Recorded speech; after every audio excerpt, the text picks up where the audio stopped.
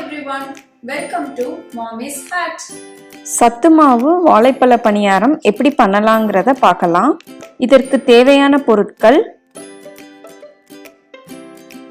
2 medium size பனானாவை மிக்சியில் போட்டு இந்த மாதிரி பேஸ்ட் பண்ணி எடுத்துக்கோங்க.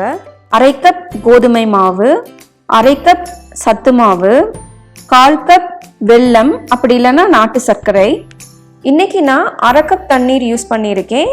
நம்ம யூஸ் பண்ணுற சத்து மாவோ இல்லைன்னா கோதுமை மாவோட பிராண்டை பொறுத்து 1 டேபிள் ஸ்பூன் கம்மியாகவோ இல்லை கூடையோ ஆகும். நல்லா மிக்ஸ் பண்ணி இந்த மாதிரி மாவு பதத்துக்கு எடுத்துக்கோங்க. 1 பிஞ்ச் உப்பு, 1/4 டீஸ்பூன் சின்னாமன் பவுடர் எல்லாத்தையும் நல்லா மிக்ஸ் பண்ணி விட்டுக்கலாம். இப்போது குழிப்பணியார சட்டியில் நெய் சேர்த்துக்கோங்க. இப்போது நம்ம ரெடி பண்ணி வச்சிருக்கிற மாவை இதில் பாதி அளவு மட்டும் நிரம்புற மாதிரி ஊற்றிக்கிடலாம். நீங்கள் ஃபுல்லாக ஊற்றுனீங்கன்னா உங்களுக்கு டர்ன் பண்ணுறதுக்கு கஷ்டமாக இருக்கும். இப்போது மீடியம் ஃப்ளேமில் வச்சு ஒரு சைடு நல்லா குக் ஆகுற வரைக்கும் வெயிட் பண்ணலாம்.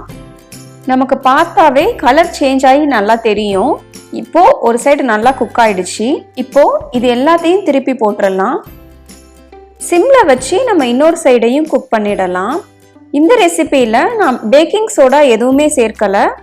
பட் நான் சொன்ன மெஷர்மெண்ட்டில் நீங்கள் இதை அப்படியே பண்ணிங்கன்னா நமக்கு நல்லா சாஃப்டாகவும் டேஸ்டாகவும் நமக்கு சத்து மாவு பணியாரம் ரெடி ஆயிரும். இப்போது இன்னொரு சைடும் குக் ஆகிடுச்சு. ஸ்டவ்வை ஆஃப் பண்ணிவிட்டு இதை இன்னொரு பவுலுக்கு சேஞ்ச் பண்ணிடலாம். ரொம்பவும் டேஸ்டியான இந்த சத்து மாவு குழி பணியாரம் குழந்தைங்களுக்கு மட்டும் இல்லை, பெரியவங்களுக்கும் ரொம்ப பிடிக்கும். ஸோ கண்டிப்பாக இதை ட்ரை பண்ணி பாருங்கள்.